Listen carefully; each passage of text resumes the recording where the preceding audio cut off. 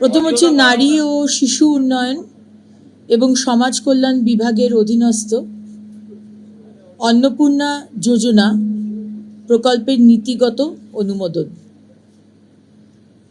2 নম্বর, 2026 সালের 1 জুন থেকে পশ্চিমবঙ্গ রাজ্যের সমস্ত সরকারি বাসে পশ্চিমবঙ্গের মহিলাদের জন্য বিনামূল্যে পরিবহন প্রকল্পের নীতিগত অনুমোদন। 3 নম্বর, রাজ্য সরকারি কর্মচারী এবং বিধিবদ্ধ সংস্থা, বোর্ড, নিগম, স্থানীয় সংস্থা, শিক্ষা প্রতিষ্ঠান ইত্যাদি কর্মচারীদের বেতন কাঠামো সংশোধনের লক্ষ্যে 7তম রাজ্য বেতন কমিশনের গঠন। নেক্সট, তথ্য ও সংস্কৃতি বিষয়ক দপ্তর এবং সংখ্যালঘু বিষয়ক ও মাদ্রাসা শিক্ষা দপ্তরের অধীনস্থ ধর্মীয় শ্রেণী বিন্যাসের ভিত্তিতে প্রদত্ত সহায়তামূলক প্রকল্পসমূহ বন্ধ। এই মাস চলবে, পরের মাস থেকে এটা বন্ধ করা হচ্ছে। আপনারা জানেন দীর্ঘদিন ধরে রাজ্য সরকারি কর্মচারীরা তারা আন্দোলন চালিয়ে যাচ্ছেন, আর আজ মন্ত্রিসভার দ্বিতীয় বৈঠকের পর ঘোষণা করা হলো রাজ্য সরকারি কর্মচারীদের বেতন পরিকাঠামোর জন্য 7ম রাজ্য বেতন কমিশনের গঠন করা হলো। অর্ণব মুখোপাধ্যায় আমাদের প্রতিনিধি সরাসরি রয়েছেন আমাদের সঙ্গে। অর্ণব,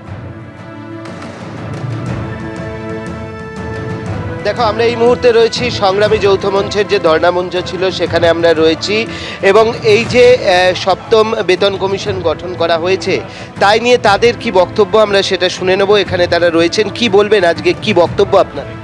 দেখুন, আমরা এখানে আজকে 1208 দিন ধরে বসে আছি। বর্তমান যে সরকারের মুখ্যমন্ত্রী, তিনি যখন বিরোধী দলনেতা ছিলেন বারবার আমাদের মঞ্চে এসছেন, আমাদের যে দাবির সঙ্গে তিনি সহমত পোষণ করেছেন এবং বলেছিলেন, কথা দিয়েছিলেন যে প্রথম ক্যাবিনেটেই এই ব্যাপারগুলো নিয়ে আলোচনা হবে। আজকে সরকার কি ঘোষণা করেছে আমি অতটা জানিনি। যদি 7ম পে কমিশন গঠন হয়, এটা আমাদের দাবি ছিল, এবং সেন্ট্রালের 8মের সাথে আমাদের 7ম যোগ করে কেন্দ্রীয় হারে ডিএ আমরা পাবো। আমরা আশা করি যে সেন্ট্রালিভাবে এটাকে অর্ডার হিসেবে পাস করা হোক, যাতে রাজ্য সরকারের কর্মচারীদের আর রাস্তায় না বসতে হয় ডিএ নিয়ে। কি বলবেন আজকে এই 7ম বেতন কমিশনের কথা, কি বলবেন? আমরা ইতিবাচকভাবেই ব্যাপারটাকে দেখছি, কারণ হচ্ছে 2026-এর জানুয়ারি থেকে নতুন পে কমিশন হবার কথা, যেটা কেন্দ্রীয় সরকার অলরেডি 1 বছর আগে গঠন করেছে, এবং সেই পে কমিশন শেষের মুখে খুব তাড়াতাড়ি পাবলিশড হবে। সেখানে আমরা দীর্ঘদিন ধরে এই 3 বছর ধরে দাবি করে আসছিলাম। বিরোধী দলনেতা তৎকালীন শুভেন্দু অধিকারী আমাদের কাছে আশ্বাস দিয়েছিলেন যে আমরা এলে প্রথম 45 দিনের মধ্যে আপনাদের পে কমিশন করব। তার একটা ধাপ আমরা এগোলাম। পে কমিশন তো আমরা পেয়ে যাইনি, কিন্তু সরকারের যে ইতিবাচক মানসিকতা পরিবর্তন হয়েছে তার জন্য আমরা সাধুবাদ জানাচ্ছি। কর্মচারী মহলে আজকে ডিএ নিয়ে একটা ছিল যে আজকে কিছু ঘোষণা হবে, আশার আলো একটা ছিল, কিন্তু তাদের এজেন্ডাতে আজকে ছিল না, তাই তারা করতে পারেনি। আমরা আশা করছি যে উনি যেই কথাগুলো দিয়েছেন সেই কথাগুলো রাজ্য সরকার রাখবে। কি বলবেন? অবশ্যই সাধুবাদ জানাই সংগ্রামী যৌথ মঞ্চের পক্ষ থেকে। আজকে যে পে কমিশন গঠন হলো, বিগত দিনে দীর্ঘদিন ধরে আমরা এই দাবিটা করে আসছি, এবং বকেয়া ডিএ এবং কারেন্ট ডিএ, সেই ডিএ নিয়ে আমরা আশাবাদী রাজ্য সরকার পদক্ষেপ গ্রহণ করবে। কোনো দিনও হয় না দায়িত্বে এসছে রাজ্য সরকার, কিন্তু এর মধ্যেই যে আজকের যে এই যে ঘোষণা, সেটা কর্মচারী শিক্ষকদের পক্ষে একটা বিশাল একটা জয়। এখানে আরও অনেক সদস্যই রয়েছেন। আপনারা বহুদিন ধরে আন্দোলন করছেন, আপনারা অভিযানে অংশ নিয়েছেন, আজকে নতুন সরকার সে ঘোষণা করলো, কি মনে করছেন আপনারা? না, আমরা তো যে কথা আমাদের এখানে বিরোধী দলনেতা হিসেবে বর্তমান মুখ্যমন্ত্রী বারবার বলে গেছিলেন যে উনি যে প্রথম ক্যাবিনেট মিটিং করবেন, পূর্ণ ক্যাবিনেট মিটিং, সেখানে প্রথম এজেন্ডাই থাকবে যে সরকারি কর্মচারীদের বকেয়া মহার্ঘ ভাতা মিটিয়ে দেওয়ার বিষয়, যেটা এখন 42% 2016 রোপা অনুযায়ী, এবং 2009 রোপা অনুযায়ী যেটা সুপ্রিম কোর্টের অর্ডারে যে টাকাটা দিতে হবে। এবং উনি গত সপ্তাহে মুখ্যমন্ত্রী হিসেবে শপথ নিয়েছেন, এবং গত সপ্তাহে উনি বলেছেন, গত সপ্তাহে যে ওনার মিটিং ছিল সেখানে ক্যাবিনেটে বলেছিলেন এই যে আমরা আগামী সপ্তাহে প্রকাশ্যে ঘোষণা করেছিলেন যে আজকে যে মিটিংটা হবে 18 তারিখে, সেই মিটিংয়ে মহার্ঘ ভাতা বিষয়ে ঘোষণা থাকবে। কিন্তু আজকে আমরা শুনলাম যে সরকারের যিনি মুখপাত্র তিনি আজকে প্রেস কনফারেন্সে বলেছেন যে এই ডিএর বিষয়টা এজেন্ডাতেই নাকি ছিল না।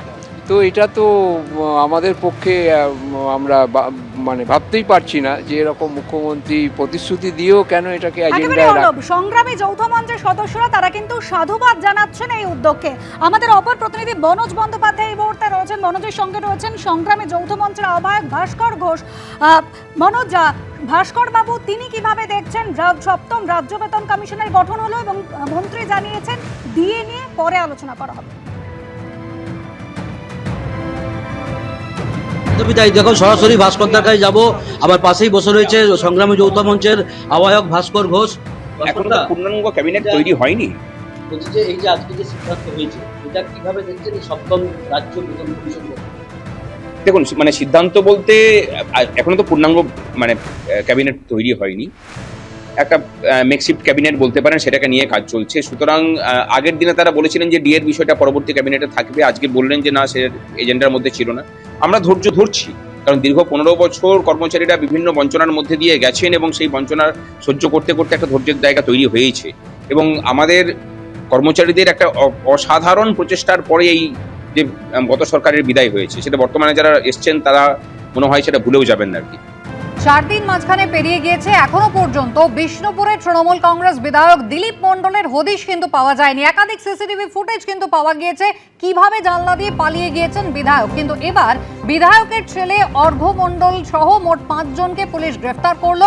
একই সঙ্গে উদ্ধার হয়েছে আগ্নেয়াস্ত্র। কথা বলবো পার্থপ্রতিম ঘোষ আমাদের সঙ্গে রয়েছেন টেলিফোন লাইনে। পার্থ, এই অর্ঘ্য মণ্ডল এবং বাকি যে 5 জন, এদের ঠিক কি পরিচয়, এদের বিরুদ্ধে কি অভিযোগ?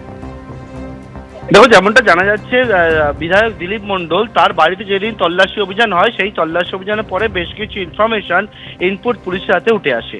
সেই ইনপুটের উপর ভিত্তি করেই পুলিশ যখন গোটা বিষয় ট্র্যাক করতে শুরু করে, দেখা যায় যে দিলীপ মণ্ডল অর্থাৎ বিষ্ণুপুরের দক্ষিণ 24 পরগনা বিষ্ণুপুরের তৃণমূল বিধায়ক দিলীপ মণ্ডল, তার কোনো খোঁজ পাওয়া যায়নি। যখন পুলিশ যায় সেখানে জানলা টপকে পালিয়ে যায় দিলীপ মণ্ডল।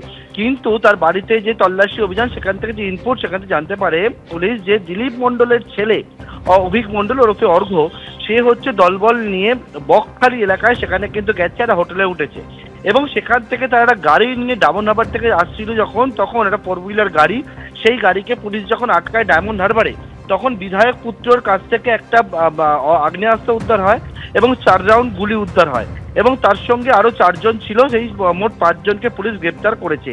আগ্নেয়াস্ত্র নিয়ে বিধায়ক পুত্র কি জন্য গেছিল, কোথায় গেছিল, কি উদ্দেশ্যে এরকমভাবে বেআইনিভাবে আগ্নেয়াস্ত্র কাছে রেখেছিল, সেই সমস্ত বিষয় কিন্তু পুলিশ খতিয়ে দেখতে চাইছে এবং সেই জন্যই অস্ত্র আইনে মামলা রুজু হয়েছে বিধায়ক পুত্রের বিরুদ্ধে এবং তাকে যেমন গ্রেপ্তার করে তার 4 সঙ্গীকেও, তারা যারা গাড়িতে ছিল তাদেরকেও গ্রেপ্তার করা হয়েছে।